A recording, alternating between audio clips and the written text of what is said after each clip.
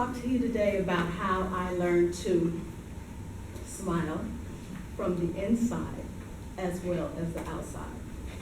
I'd like to talk to you about how I took a $20 hobby and turned into a very prosperous $30,000 a month business.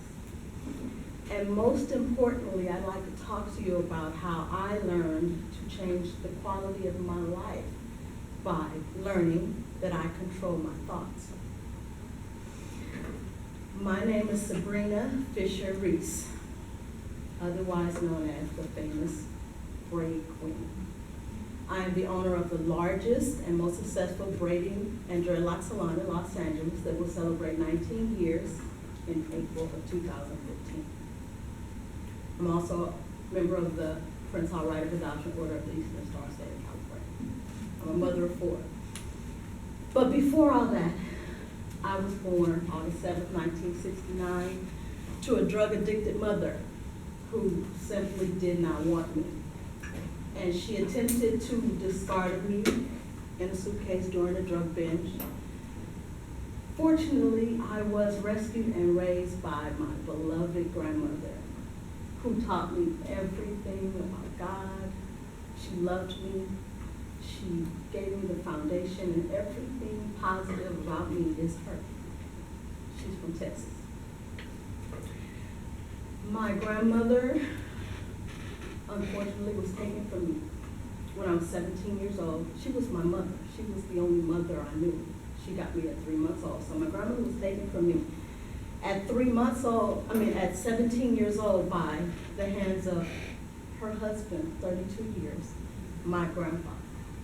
I witnessed my grandfather kill my grandmother in front of me when I was 17.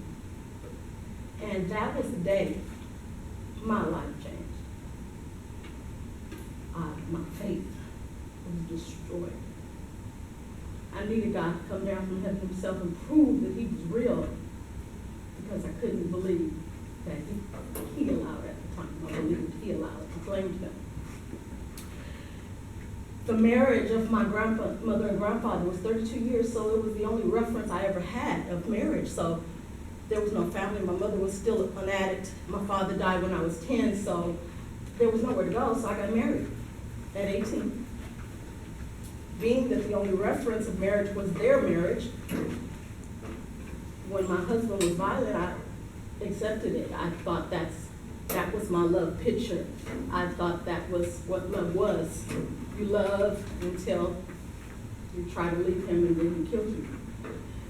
I survived that marriage, and I needed to support myself. I had a baby, and I was determined to be the best mother so that my children never felt some of the pains that I felt. My mother abandoned 6 children. So I started doing hair in my house, and I marketed the business so largely that it grew so big. I had no formal education, a few business classes at Southwest, but I would make these gigantic signs all over the city of LA that said, "Braids by SaBrina, Braids by SaBrina." When Reginald Denny was on the corner of being assaulted, this news crew, there was a Braids by SaBrina sign in the background. So the business grew so big that, and that is a success. And when it celebrated 15 years, I had this big press conference, and Bernard Parks came, and Jan Perry and Isadora Hall came to give me all these accolades for employing the community. I've had 1,341 women work for me in the 19 years. And that's when I realized the smile that the world saw, it was only on the outside. I wasn't happy, and I was in a lot of pain. So I was determined to fix me. So I church hopped. I went to church after church after church, and I went to counselors, and I read books by Eckhart Tolle, and I listened to Les Brown, and I was determined to fix that huge hole. Had children after children because they were Band-Aids. You know, the kids were Band-Aids, but when they got older, the Band-Aids started to peel off. So I went to find my mother, and I just 4 months ago, I went to her and because I was tired of living this way. And I felt like I was a fake and I felt like I was unauthentic because I was always smiling. If you Google me, you'll see a big smile. But I felt like I was fake, because no one knew. So they wrote an article, a reporter from KGLH wrote an article about my life. And in this article, many times Braids by SaBrina has been written about. This was the first time my personal life was written about, and it left me extremely vulnerable. I regretted the article.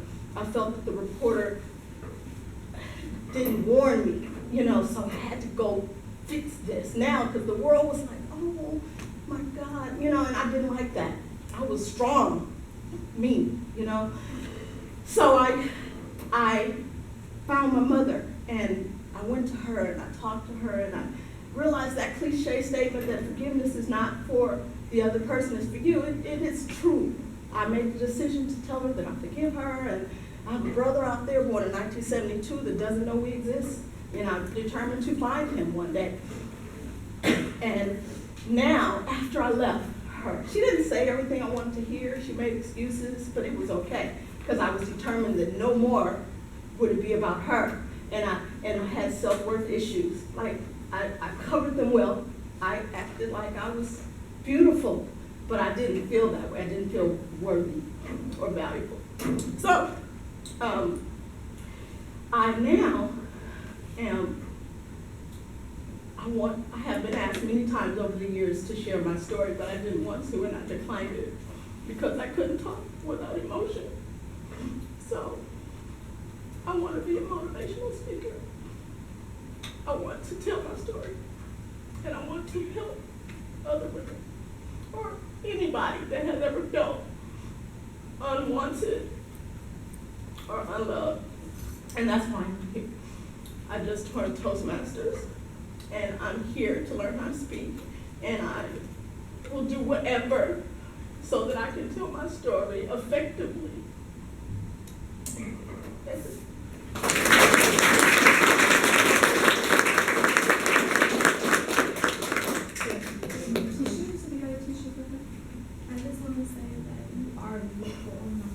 You are beautiful. You are strong. I'm young, but I'm so proud of you. Oh my gosh, I'm so proud of you. You are amazing. Very welcome. Thank you.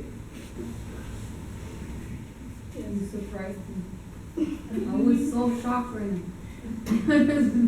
Really, I was so admired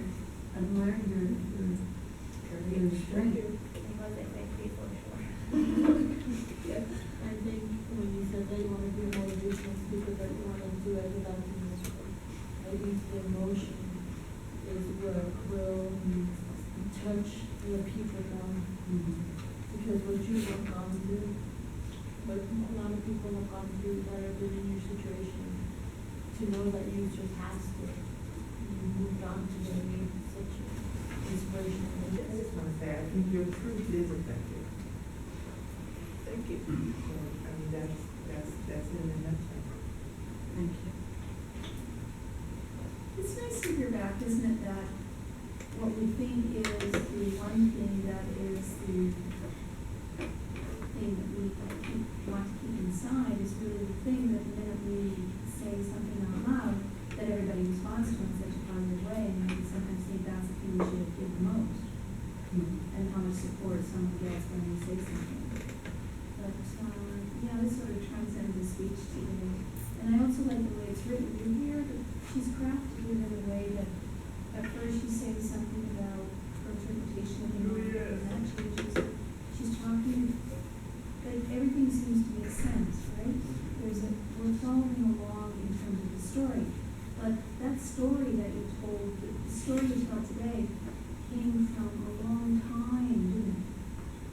It came from a long process of getting to that, and that's what we're coming to hear today. So, when I give a speech class and everybody gets up and says something, sort of fulfills the assignment. But many of you here are really going beyond, really exciting because to that degree that you're getting at something, right? And using it in a way to just to say something meaningful, so I can just say, wow, you know, wow, that was, go home and just sort of relax a little bit, right? Relax, and everything was positive that was said to him. Yeah, very, very good. Some of the things that bother us in general the most are the things that we don't have any control over. And all of the things that are transpiring in your life, you know, all of the hardships,